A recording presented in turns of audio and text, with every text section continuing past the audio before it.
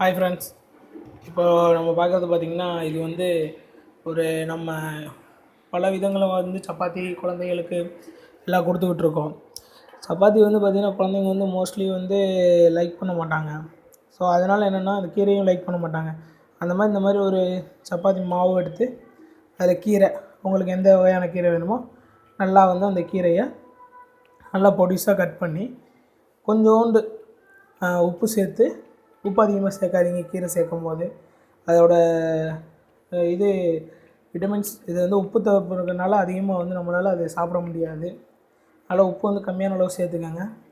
மசாலா ஒரு சிலர் சேர்ப்பாங்க. தயவுசெய்து மசாலா பொருள்லாம் எதுவும் சேர்க்காதீங்க குழந்தைங்கள எடுத்துக்கிற போது. இந்த மாதிரி நல்லா இது பண்ணிடுங்க.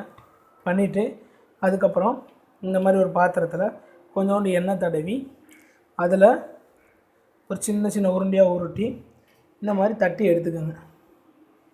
தட்டி எடுத்ததுக்கப்புறம் நார்மல் நம்ம தோசைக்கல்லில் கொஞ்சம் எண்ணெய் ஊற்றி இந்த மாதிரி போட்டு எடுக்கும்போது இந்த மாதிரி பொன்னிறமாக வரணும். ரொம்ப வேகமாக வச்சிடாதீங்க, வேகமாக வச்சா கருகிரும். இதை பொன்னிறமாக இந்த மாதிரி வச்சு எடுங்க, சரிங்களா? இதுக்கப்புறம் எடுத்துகிட்டு இதுக்கு சைடிஷாக உங்களுக்கு சப்பாத்தி நீங்கள் என்ன சைடிஷ் வைப்பீங்களோ அதே மாதிரியான சைடிஷ் தான் இதுக்கு யூஸ் பண்ண போகிறோம். இது நீங்கள் சட்னி யூஸ் பண்ணிக்கலாம், இல்லை ஒரு சில பேர் தக்காளி சாஸ் யூஸ் பண்ணிக்கலாம். இந்த மாதிரியெல்லாம் இருக்கும். அதனால் ஒவ்வொருத்தவங்களோட விருப்பத்துக்கு ஏற்ற மாதிரி பயன்படுத்திக்கலாம்.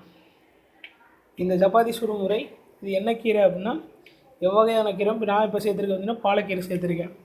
பாலக்கீரை ரொம்ப சத்து உள்ளது.